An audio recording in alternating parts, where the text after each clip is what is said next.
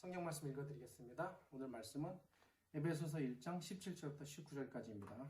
우리 주 예수 그리스도의 하나님 영광의 아버지께서 지혜와 계시의 정신을 너희에게 주사 하나님을 알게 하시고 너희 마음 눈을 밝히사 그의 부르심의 소망이 무엇이며 성도 안에서 그 기업의 영광의 풍성이 무엇이며 그의 힘의 강력으로 역사하심을 따라 믿는 우리에게 베푸신 능력의 지극히 크심이 어떤 것을 너희로 알게 하시기를 구하노라.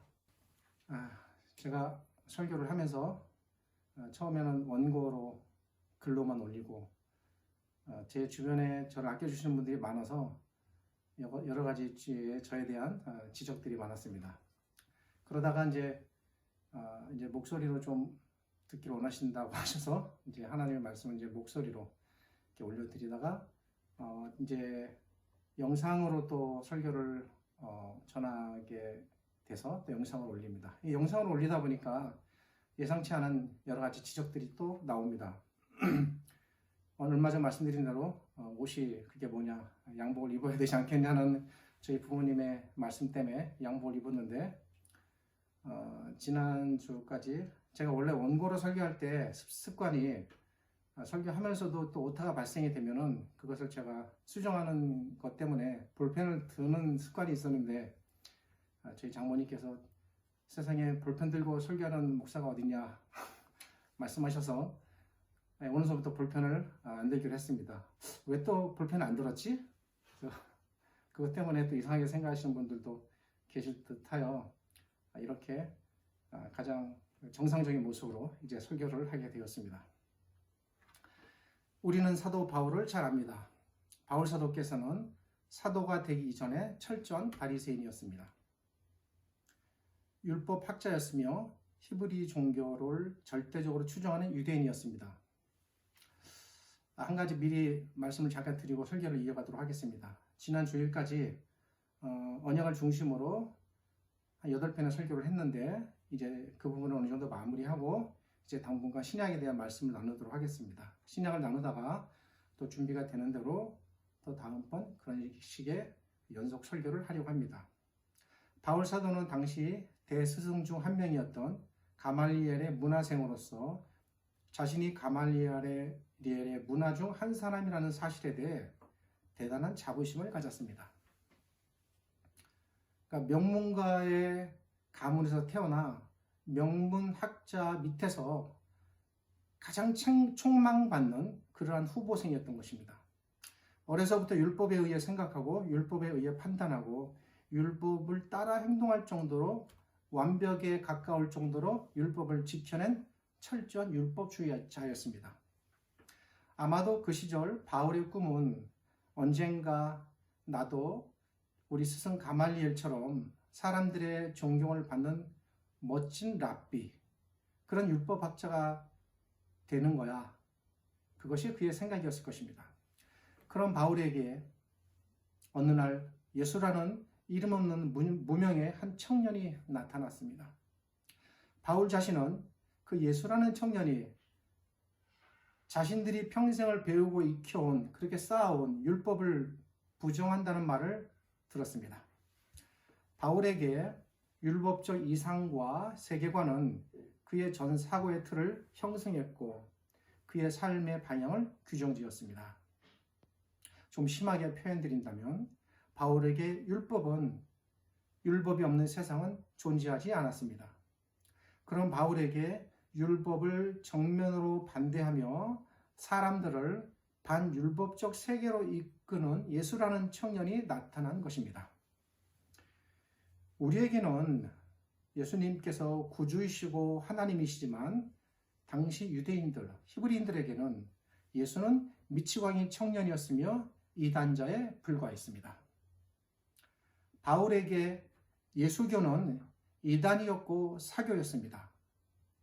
사람들은 예수라는 청년의 가르침에 현혹되었고 또 예수의 사도라는 사람들은 예수가 죽었음에도 불구하고 부활했다고 거짓 소문을 내고 말도 안 되는 주장으로 사람들을 현혹시켜 나갔습니다.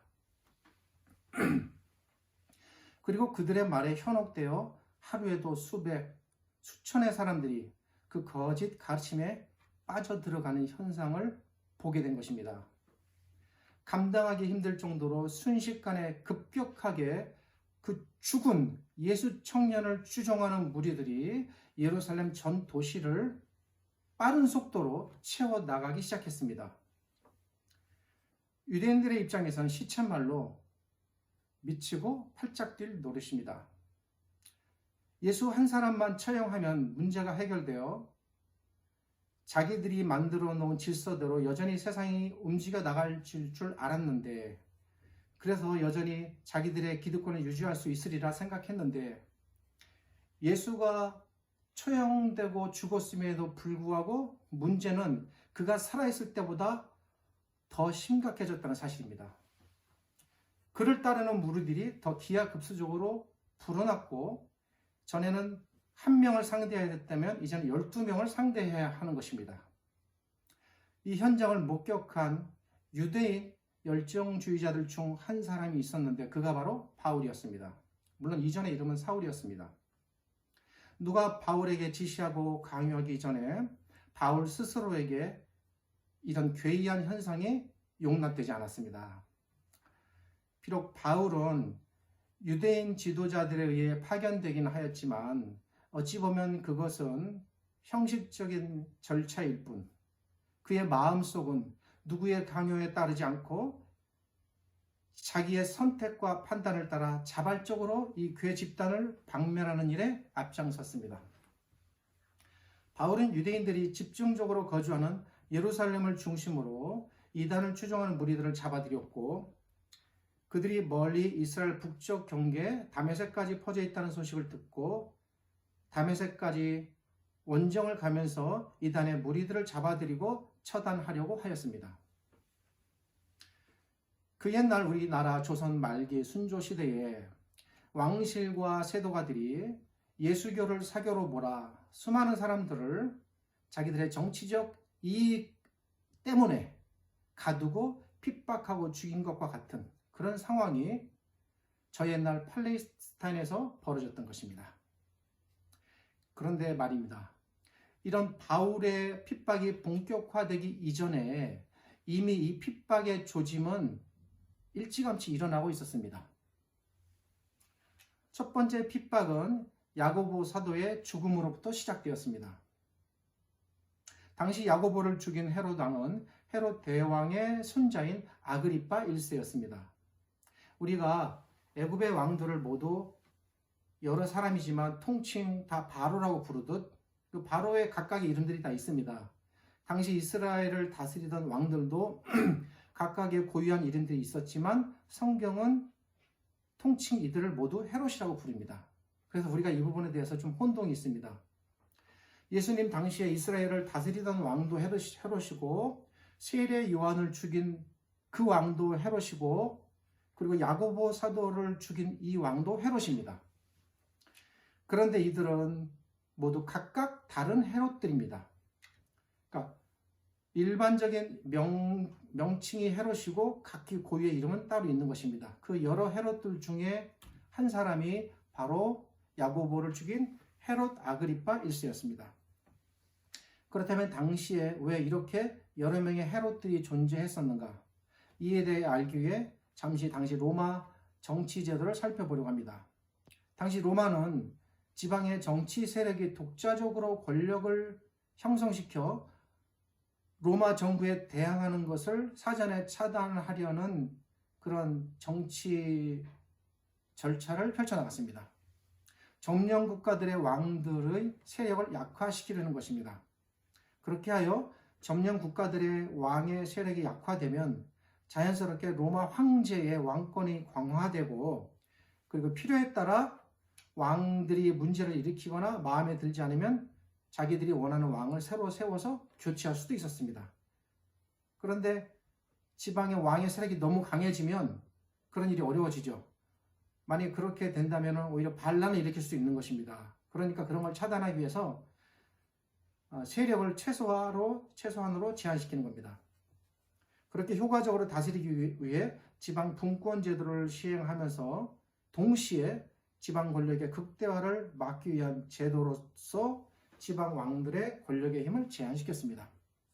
예수님 출생 당시에 헤롯 대왕이라는 사람이 이스라엘 전역을 다스렸습니다. 이때까지만 해도 한 명의 이스라엘 팔레스타인 지역 전체를 다스렸습니다. 그래서 다른 헤롯과 구별하기 위하여 대왕이라고 이름을 붙입니다. 40년 동안 성전을 지었던 헤롯 대왕입니다. 근데 로마가 새로운 왕권 정책을 핌에 따라 헤롯 대왕이 죽고 로마는 이스라엘을 세 부분으로 나누어서 세 명의 아들들로 하여금 이스라엘을 다스리게 하였습니다. 이 세 명 가운데 두 명은 헤롯 대왕의 아들이고 나머지 한 명은 헤롯 대왕의 손자가 되는 헤롯 아그리파 1세입니다. 이들이 이스라엘의 영토를 각각 분할받아 다스렸다고 해서 당시에 이들을 성경은 분봉왕이라고 부릅니다. 그러니까 헤롯 대왕을 뺀 나머지 헤롯들은 다 분봉왕입니다. 정리하면 야고보가 처형될 당시 이스라엘에는 세 명의 분봉왕들이 있었는데 이 세 분봉왕들 가운데 야고보를 사살한 왕이 헤롯 아그리파 1세였습니다. 훗날 이 헤롯 아그리파 1세는 사도행전 기록에 의하면 하나님의 진노의 심판을 받아 현장에서 즉살당하는 그런 심판을 받게 됩니다. 당시 헤롯 아그리파 1세는 남쪽 유대 지역과 사마리아 지역을 할당받아 통치했습니다.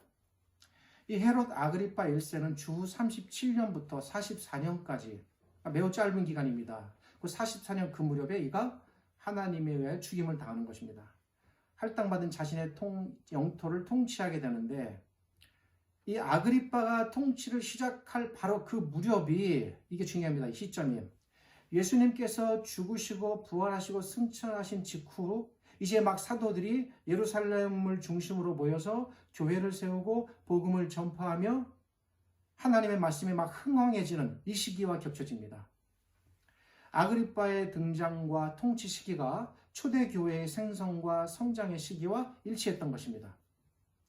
그런데 당시의 분봉 왕들이 대개 그러했듯 이 헤롯 아그리파 왕도 임명을 받은 후에 무엇보다도 지방의 토착 세력들, 즉 유대인들, 이 히브리인들의 지지를 얻는 것이 대단히 중요했습니다. 왜냐하면 임명받은 분봉왕이 지방 토착 세력의 지지를 받지 못하여 잘못된 정책을 펴면 이 잘못된 정책이라는 것도 사실은 실정일 수도 있고 그들의 입장에서 봤을 때 마음에 들지 않는 정책일 수도 있습니다.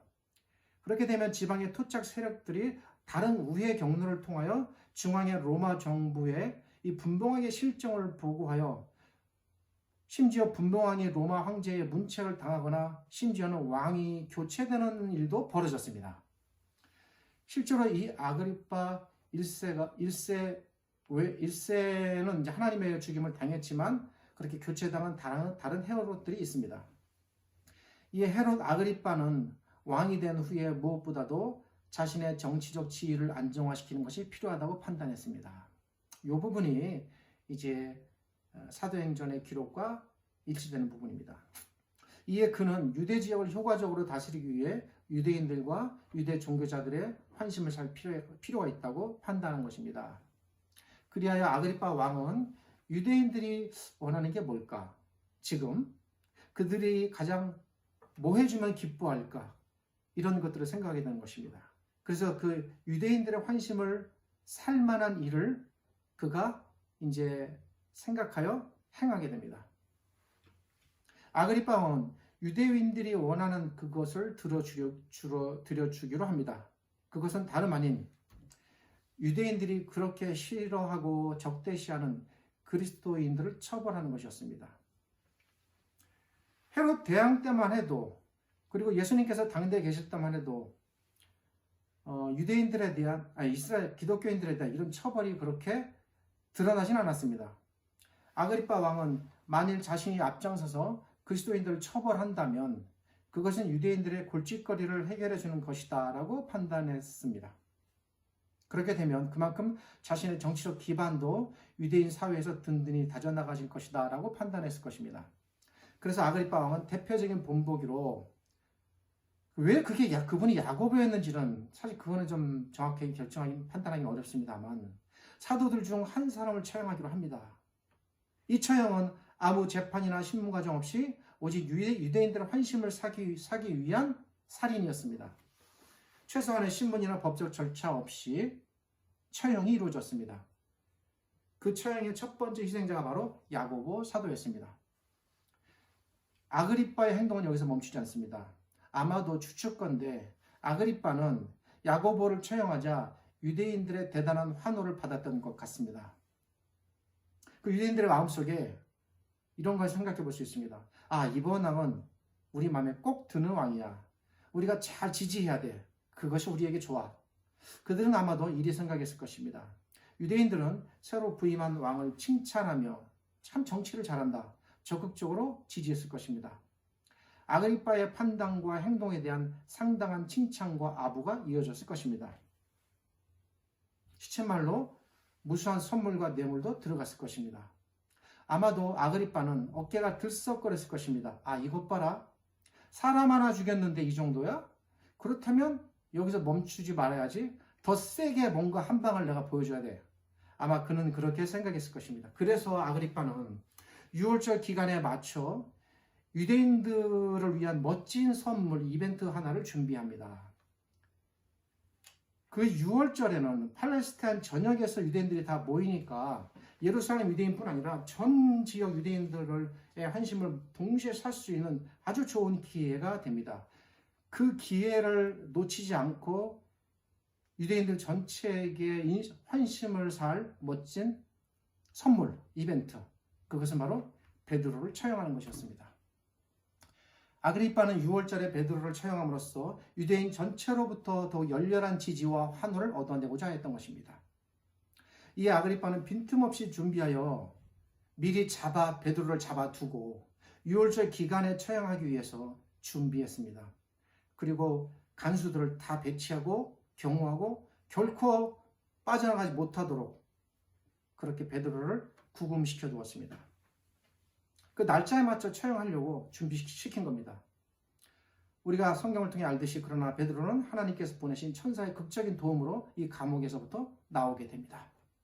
하나님께서 보실 때 아직 베드로가 죽음에 이를 때가 이르진 않았던 것 같습니다. 한 나라의 왕이 이렇게 앞장서서 그리스도인들을 박해하니 유대인들로서는 명분을 얻게 된 것입니다. 그렇지 않아도 그리스도인들을 핍박할 구실을 찾았던 유대인들은 아그리빠 왕의 동의와 암묵적 지지하에 본격적으로 그리스도인들을 잡아 가두고 고문하고 학대하고 죽일 수 있는 초법적인 처형권을 얻게 된 것입니다. 무서운 살인과 폭력의 광기가 자행되기 시작했습니다. 그 핍박이 얼마나 무자비하고 절차 없이 진행되었는가 하면 한 그리스도인이 대낮에 유대인들에게 집단적으로 구타당하고 돌에 맞아 죽는 일까지 벌어졌습니다. 그러니까 아무 데서나 사람을 공공연한 장소에서 죽이는 일까지 벌어진 것입니다. 그렇게 또 돌아가신 분이 스데반 집사였습니다. 주후 37년경부터 41년경까지, 아니 어쩌면 그 이후에도 계속되었을 아그리빠 왕으로부터 시작된 이 대핍박의 박해가 이렇게 시작된 것입니다. 제가 조금 전 사도 바울의 그리스도인들에 대한 박해와 이에 대하여 말씀드린 바가 있습니다. 사도 바울께서 이제 편지를 씁니다.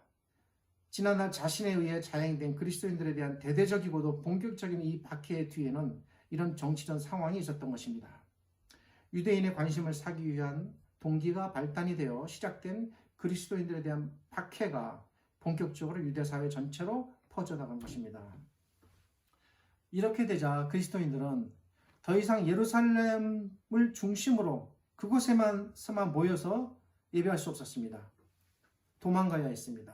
살기 위해 피해야 했습니다. 자기 집이나 은신처로 피했습니다. 때로는 산속으로 동굴 속으로 피해들었습니다. 특별히 사해 지역에는 많은 사암 동굴들이 많아서 그곳으로 들어가서 피해 있는 사람들도 있었습니다. 그렇게 피한다고 해서 그러나 해결될 일이 아니었습니다. 그래서 그들은 아예 이스라엘을 떠나기로 결정합니다. 때로는 가족 단위로, 때로는 친족 단위로, 때로는 개인들이 아시아로, 북쪽 유럽 지역으로, 또 어떤 사람 지중해를 건너 서유럽으로, 어떤 사람들은 이스라엘 남단 애굽 지역과 아프리카 지역으로 예루살렘에서 형성된 수천 수만의 사람들이 그렇게 신앙의 자유를 찾아 박해를 피해 온 세상으로 흩어져 나가게 된 것입니다. 이것은 누구의 지시에 의하여 움직여진 일이 아니었습니다. 그들의 일부가 로마의 각각의 도시들 속으로 파고들었습니다.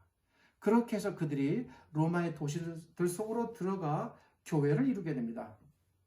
그렇게 신앙의 자유를 위하여 피해 들어간 그리스도인들에 의해 세워진 로마의 교회들이 훗날 이 사도 바울에 의해 탄생된 교회들, 에베소 교회, 고린도 교회, 데살로니가 교회, 그 이후에 여러 많은 교회들이 있습니다.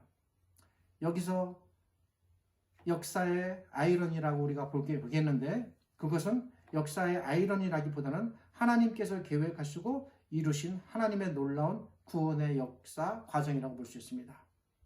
그것은 바로 사도 바울과 에베소 교회와의 관계입니다. 이전에 바울 자신이 핍박의 칼날을 들었고, 그래서 유대인들이 멀리 도망가고 흩어져 로마 지역까지 가서 살게 되었는데, 바울은 이제 자신이 그토록 핍박했던 바로 그 청년 예수의 사도가 되어 흩어져 사는 로마의 성도들에게 복음을 전하게 되는 것입니다.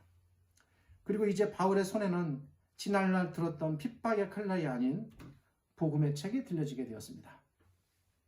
바울은 이제 핍박자에서 핍박받는 자로 처지가 바뀌었습니다. 바울은 이제 박해자에서 박해를 받는 자로 처지가 바뀌었습니다. 스스로 박해받는 자의 입장에서 묶인 몸이 되었습니다. 자기가 이단이라고 주장했던 그분을 위하여 기꺼이 감옥에 들어가 복음을 전하고 있습니다.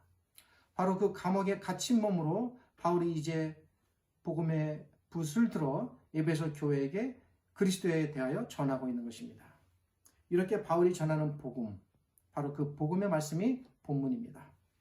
이 편지는 핍박자에서 핍박받는 사람이 되고 박해자에서 박해받는 사람이 된 바울이 예전에 자신이 그렇게 핍박했던 바로 그 흩어지고 도망간 믿음의 성도들을 향해 이제 복음의 사도가 되어 그 복음을 지키고 전하고픈 간절한 마음을 담아 그 뜨거운 심정을 담아 붓으로 찍어 보내는 절절한 신앙의 편지입니다. 에베소 교회가 세워지게 된 경위는 대략 이러했습니다. 에베소는 당시 항구 도시였습니다. 이 항구 도시는 다이아나라는 달의 여신을 섬겼습니다. 이곳에는 이 여신을 섬기는 큰 신전이 있었고, 당시 많은 사람들은 이 다이아나 달신을 숭배하는 일을 통해서 그들의 생계를 이어갈 정도로 이 달신 우상 숭배는 팽배했습니다. 이렇게 우상 숭배가 극심한 지역이었습니다. 한편 바울 사도는 다른 지역에서 유대인들을 가르치고 있었습니다. 바울은 해당에서 가르치며 그곳에서 복음을 전했으나 3개월 후에 추방을 당하게 됩니다. 바울이 추방을 당한 지금의 터키 지역의 이 항구 도시에 두란노라는 한 유명한 선생님이 많은 사람들을 가르치고 있었습니다. 그런데 당시에는 오전 11시부터 오후 4시까지 낮에는 잠을 자며 쉬는 풍습이 있었습니다. 두란노 선생은 사람들을 가르치다가 이 시간이 되면 낮잠을 자며 휴식을 취했습니다. 그러니까 바울은 다른 곳에서 복음을 전하다가 추방을 당하여 이 지역에 왔는데 마침 두란노가 이렇게 가르치고 있었던 것입니다. 그래 바울은 이 도시에서 두란노 선생이 낮에 쉬는 그 몇 시간 동안을 활용해서 2년 동안 복음을 전하게 됩니다. 이렇게 해서 탄생된 교회가 에베소 교회입니다. 그리고 이렇게 하여 에베소에 세워진 교회가 바울이 세운 교회가 되고, 이제 바울은 그곳에 교회에서 세우고 떠나게 됩니다. 에베소 도시를 떠난 바울은 비록 멀리 떨어져 있게 되었으나 기쁜 소식을 들었습니다. 에베소 교회가 믿음 안에서 잘 자라고 있다는 소식을 들었습니다. 바울은 그들이 믿음 가운데 사랑이 많다는 사실에 더욱 기뻤습니다. 믿음만 있는 것이 아니라 그 가운데 사랑도 풍성했던 것입니다. 그래 너무 기쁜 나머지 바울이 15절, 16절에서 그 기쁨을 표현합니다. 에베소 교회에게 앞으로 더욱 잘 자라야 한다고 가르칩니다. 에베소 교회에게 그들이 믿음 안에서 더 많은 영양의 공급을 받아야 한다고 강조합니다. 이 영양분은 지식입니다. 근데 이 지식하면 우리는 아는 것이라고 생각합니다. 그러나 그렇지 않습니다. 18절에서 바울은 너희 마음 눈을 밝히사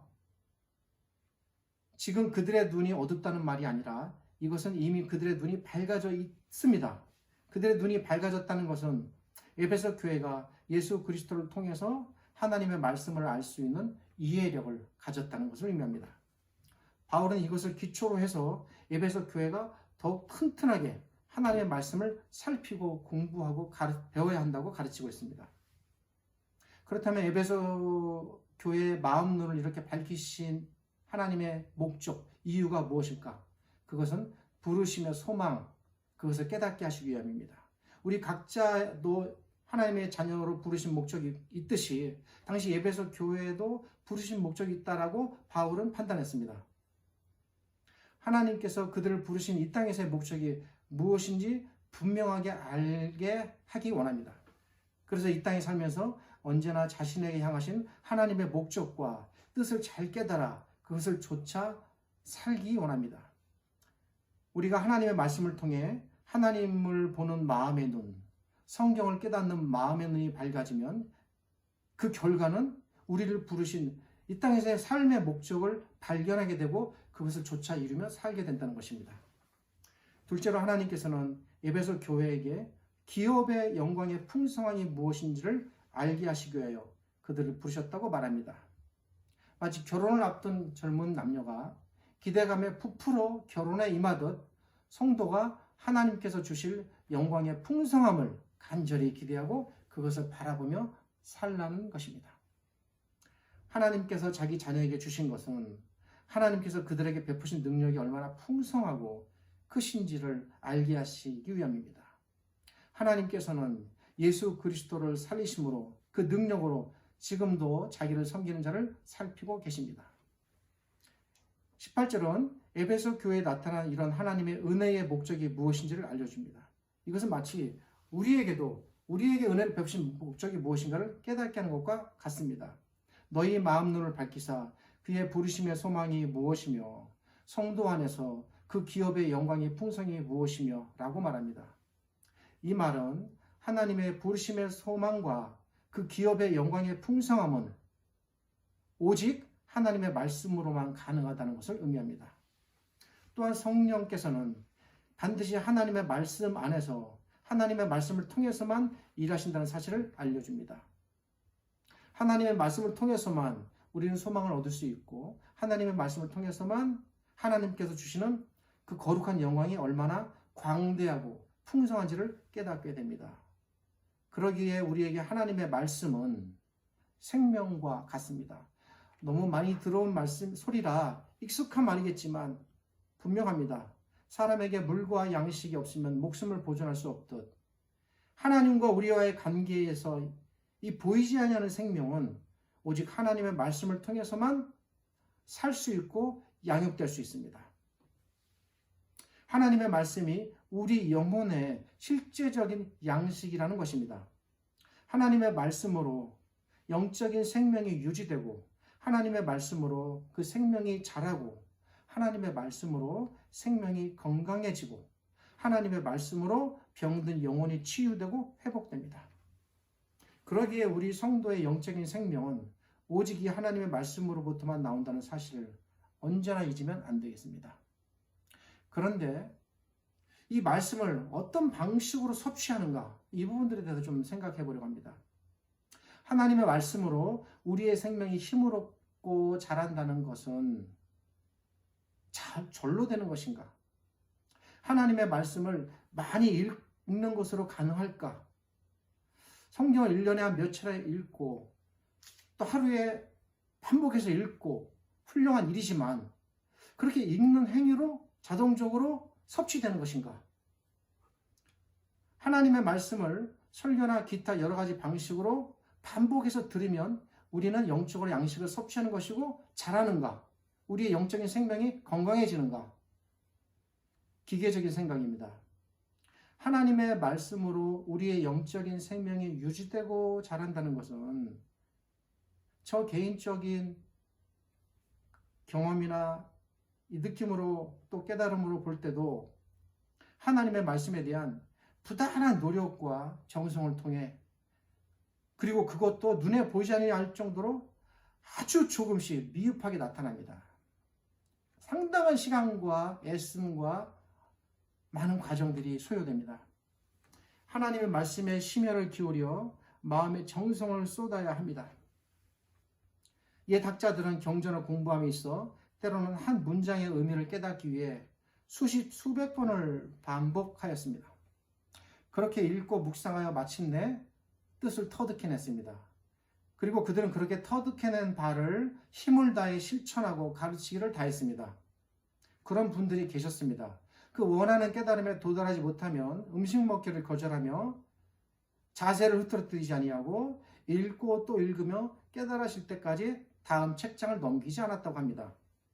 물론 그런 분들이 그 시대에 천에 하나 만에 하나 있을 정도로 귀했습니다. 그들은 세상에 드러나지 않았습니다. 세상에 드러나지 않은 진정한 그 조선의 학자들은 그렇게 벼슬을 마다하며 공부하고 자신을 닦아나갔습니다. 그들은 세상이 알아주는 것과 상관없이 자기가 생각하는 바른 길들로 나아갔습니다. 세상의 학문을 공부하는 사람도 그랬건만 어찌 살아계신 하나님의 말씀을 대하는 우리가 조금이라도 소홀한 마음, 허튼 마음으로, 허튼 자세로 이 살아계신 생명의 말씀을 대할 수 있겠습니까? 하나님의 말씀을 읽되 그냥 무심코 읽는 것이 아니라, 그래서 저도 하나님의 말씀을 읽는 것 자체가 힘들 때가 있습니다. 읽음으로써 오히려 하나님 앞에 송구할 때가 많습니다. 읽는 동안 자꾸 딴 생각을 하게 되고 집중하지 못하게 되고 그 순간 하나님 앞에 마음 몹시 괴롭습니다. 이런 어려움들이 있습니다. 그 말씀의 의미와 뜻을 알기 위하여 집중을 해서 읽어야 합니다. 그리고 그냥 읽는 것으로, 눈으로 읽는 것으로 되지 않고 간절히 바라는 마음으로 읽어내는 노력이 필요합니다. 우리는 성경을 눈으로 읽지 말고 마음으로 읽어야 합니다. 성경을 이렇게 마음으로 읽어 배우고 깨달은 진리를 더욱 깊이 또 마음에 담아내야 됩니다. 하나님의 말씀의 깊은 뜻과 가르침을 마음에 담고 그것을 새기는 노력이 필요합니다. 지금 이 편지를 쓰고 있는 바울 사도께서 그러한 방식으로 하나님의 말씀과 진리를 그렇게 탐독했고 그렇게 해서 깨달으신 바를 수많은 서신들을 통하여 써내고 토해낸 것입니다. 하나님께서 구약시대 이스라엘 백성에게 하나님의 말씀을 집안 곳곳에 기록해두고 의복조차에도 기록해두어서 늘 보라 하신 이유가 여기에 있습니다. 이렇게 하나님의 말씀을 마음에 잘 담아두는 노력을 했다면 생각화해야 됩니다. 하나님의 말씀의 정신에 입각해서 생각하고 말씀의 정신에 입각해서 판단하고 이 말씀의 정신에 입각해서 세상을 바라보아야 합니다.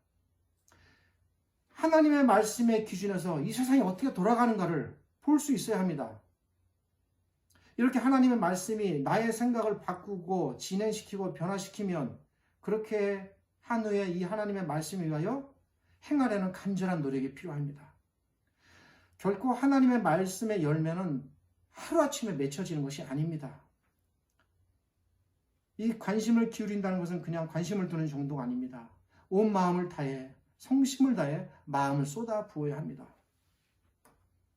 이것은 하나님의 말씀이 말하는 바를 실천하기 위하여 몸부림치는 것을 의미합니다.